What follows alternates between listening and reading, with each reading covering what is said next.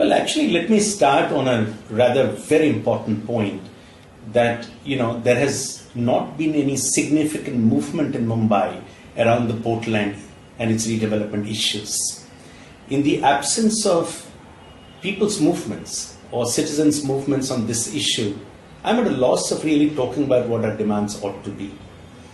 As many of us firmly believe that it's only social movements and people's organizations that throw up demands for redevelopment of such important piece of land in Mumbai. Having said that, let's move on to really discuss a set of questions, I would say, that would form the basis of such a discussion, or a set of questions that we can raise at this point, which can provide a direction to larger public dialogue and discussion and participation thereof. So at this point, I think the only thing that I can really do justice is raising such questions and opening it up for further discussion. One first issue that really touches or moves me is our understanding about ecology of cities. This is an idea that is fast emerging as a new idea of thinking about development of cities world over. Ecology of cities means it brings together a comprehensive approach to the understanding of nature, of people, and development demands.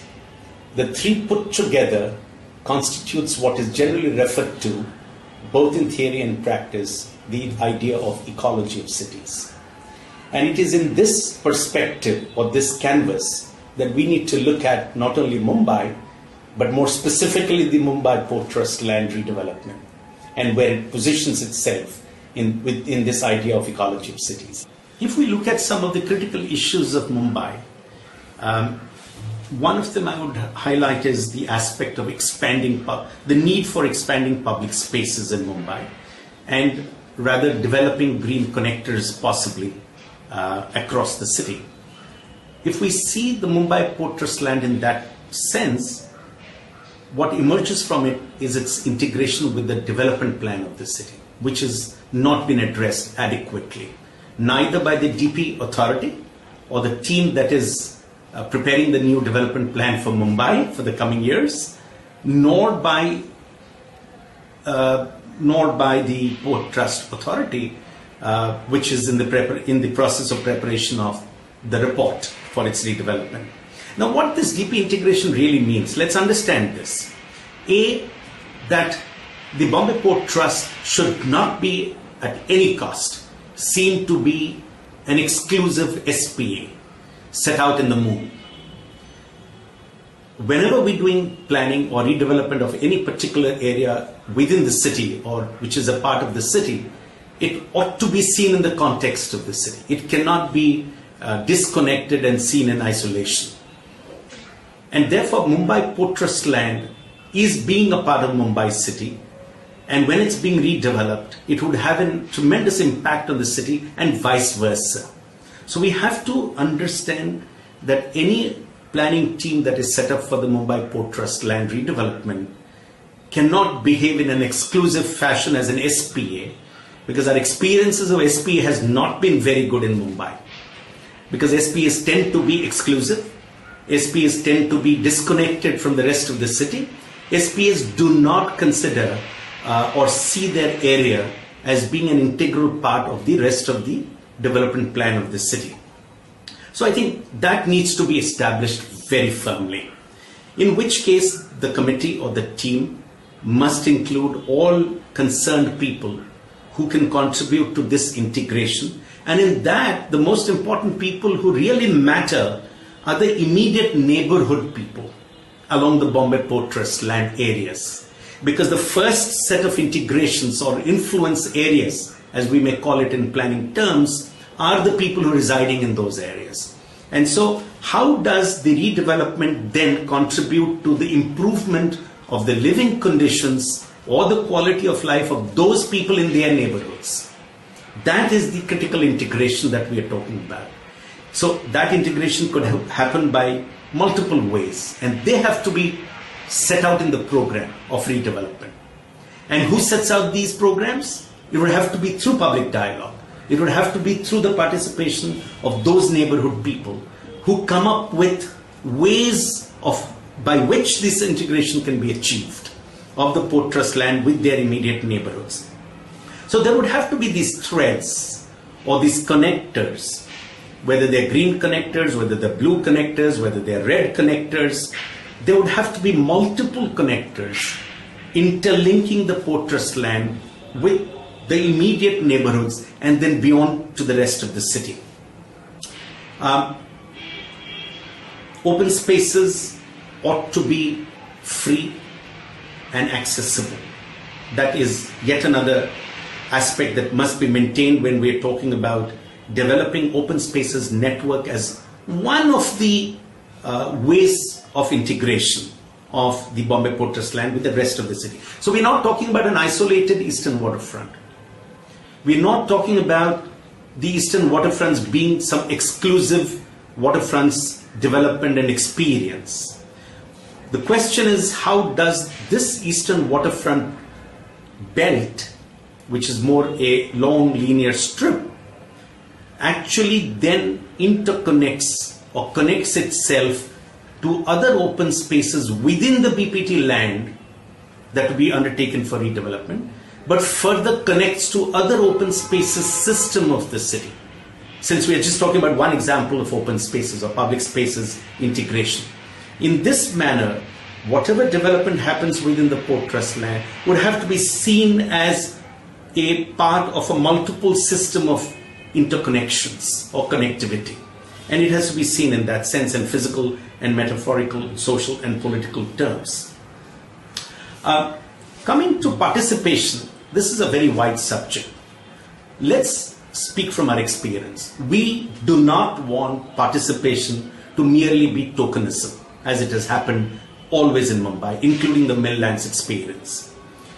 There is no point in calling for participation or public response of suggestions and objections after a plan has been prepared. My view is that participation must begin right from its inception. What this means is that when a program for development or redevelopment is being prepared, that's the time people must participate to contribute to the program itself.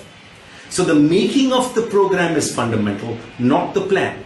So we condone, we condemn this approach where a committee or the authority prepares a plan and then puts it up for public response.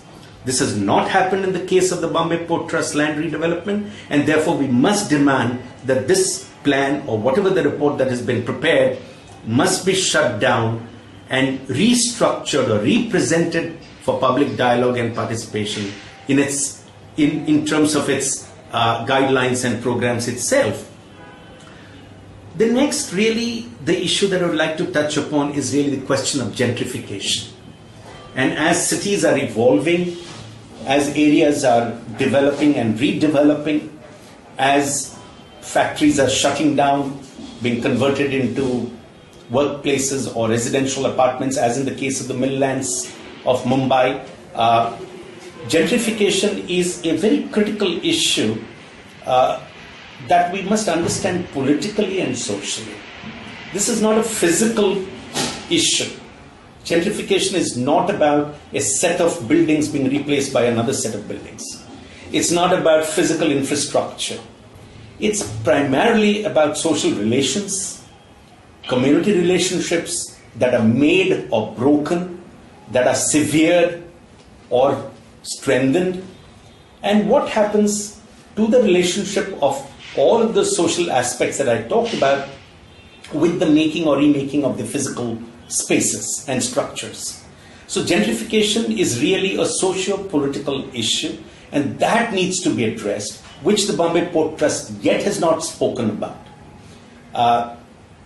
Who are the people living inside Bombay Port Trust today? What happens to them in the process of transformation? That is a serious aspect of gentrification.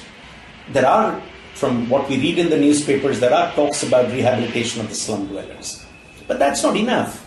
The slum dwellers' participation in that is important, because we know from innumerable examples of slums redevelopment under the SRA of how SRA has been a sophisticated tool of displacement, of how multiple housing redevelopments or slums redevelopment schemes have actually pushed people, have broken down their social structures, have broken down communities, have led to social tensions.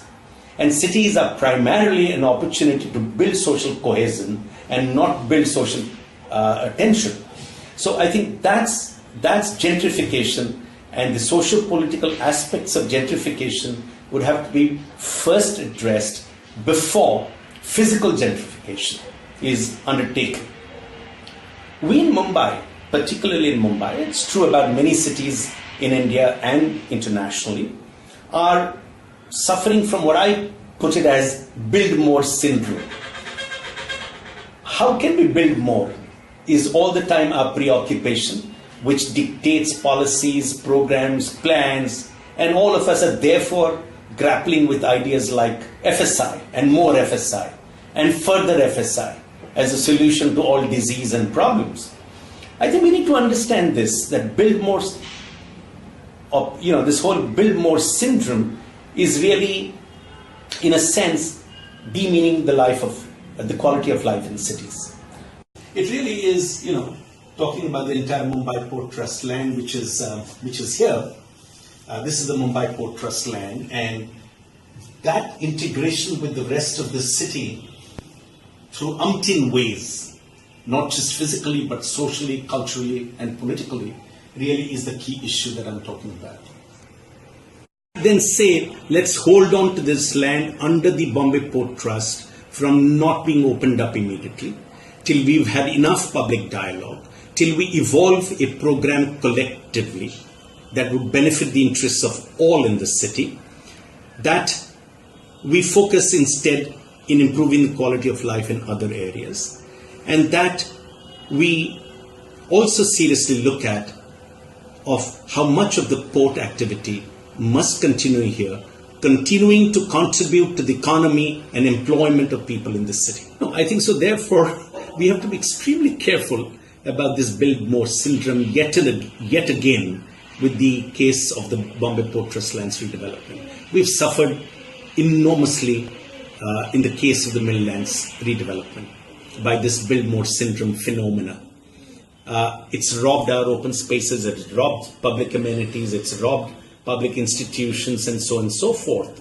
So what we are deeply concerned about is that when we have this city before us, when we have 1.2 million people living in different neighborhoods of the city of Mumbai, can we not seriously invest and focus our attention onto the revitalization of the existing areas where people live and work, which are in terrible condition, where the quality of life is deteriorated, where garbage is piling up, where roads are terrible, where people are being displaced through evictions continuously.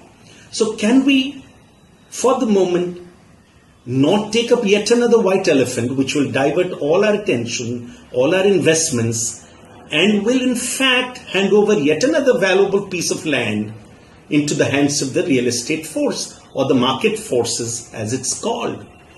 We're increasingly depending on market forces to develop our cities. Market forces don't develop cities, they break cities. And we have to understand this. And Bombay Port Trust redevelopment, Bombay Port Trust land redevelopment cannot be yet another project that we surrender to the market forces and lose everything that we can gain for the city of all what I talked about before this.